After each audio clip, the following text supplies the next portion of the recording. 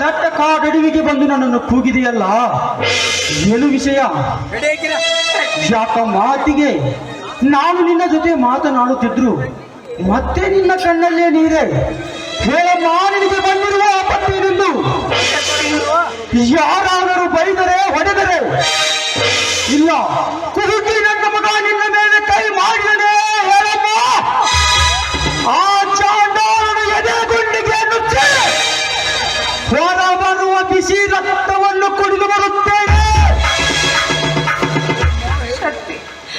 ಏನಂತ ಹೇಳಪ್ಪ ಈ ಕಣ್ಣೀರಿನ ಕಥೆಯನ್ನ? ಸಹಿಸಿಕೊಂಡು ಹೇಳಮ್ಮ ನಿನಗಾದ ಕಥೆಯನ್ನು. ನನ್ನ ಮನೆತನದ ಕೀರ್ತಿಗೆ ಅಪಮಾನ ಬಗೆಯುತ್ತಿರುವ ವ್ಯಕ್ತಿ ಯಾರಾಗಿದೆ?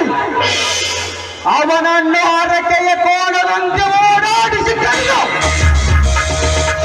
ಅವನ ಎಲವು ಮಾಂಸಗಳ ಹಾರ ತಂದು ನಿನ್ನ ಕೊರಳಿಗೆ ಹಾಕಿ ಕರಗಿ ಗಂಗಾನ ಮೈದುವ ಶಕ್ತಿ ಎನ್ನಿಸಿಕೊಳ್ಳದಿದ್ದರೆ ನಾನು ನಮ್ಮಪ್ಪನ ಮಗನಲ್ಲ.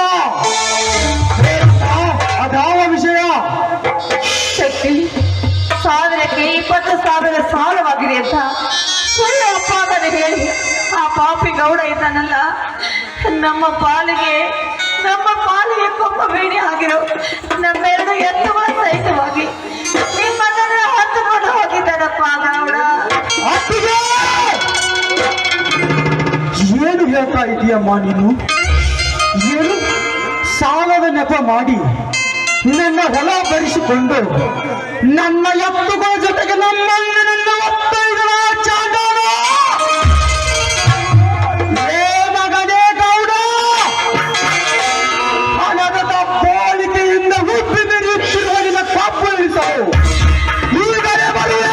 ಪರಶುರಾಮನ ಕಂಡುಕೊಂಡವರಿಗೆ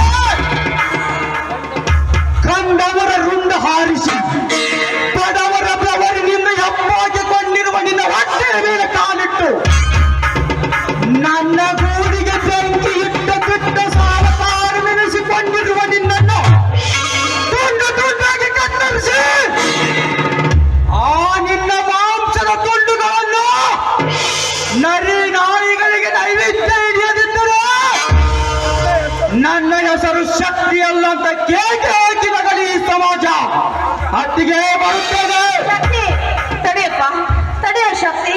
ಅದು ಯಾಕ ಮಾತಿಗೆ ನನ್ನಿಂದ ಅಣ್ಣನನ್ನು ಬಿಡಿಸಿ ತರಲು ಸಾಧ್ಯವಿಲ್ಲವೆಂದು ತಿಳಿದಿರುವೇನಮ್ಮ? ಅತ್ತಿಗೆ ಸೂರ್ಯ ಚಂದ್ರನ ಮೇಲೆ ನಿನಗೆ ಆಣೆ ಕೊಟ್ಟು ಮಾತು ಕೊಡುತ್ತೇನೆ. ಆ ಕಾಲ ನನ್ನ ಅಣ್ಣನನ್ನು ಎಲ್ಲೇ ಬಚ್ಚಿಟ್ಟಿದ್ದರು ಸರಿ, ಎದುರು ಬಂದವರ ಎದೆ ಗುಂಡಿಗೆಯನ್ನು ಬಿಡಿಸಿ ತರುತ್ತೇನೆ. ಇದಕ್ಕೆ ಈ ನನ್ನ ಪರಸು ಒಂದೇ ಸಮನ ಹಾತೊರೆಯುತ್ತಿದೆ. ನನ್ನ ಹೃದಯದಲ್ಲಿ ಪ್ರಜ್ವಲಿಸುವ ಜ್ವಾಲೆ ಕಿಡಿಯ ಆವೇಶದಲ್ಲಿ ಆ ಗುರುವಿನ ರುಂಡ ಕೊಯ್ದು ಅವರ ಮನೆಗೆ ಕಟ್ಟಿ ಅನ್ನವನ್ನು ಬಿಡಿಸಿ ತರದಿದ್ದರೆ ನಾನು ಚಾರಣಿಯ ಮಗನೆಂದು ಕೇಕೆ ಹಾಕಿ ನಗಲಿ ಈ ಸಮಾಜ ಹತ್ತಿಗೆ ಬರುತ್ತೇನೆ. ಏನು ಅನಾಹುತ ಮಾಡ್ಬಿಡ್ತಾನೇನು ಶಕ್ತಿ?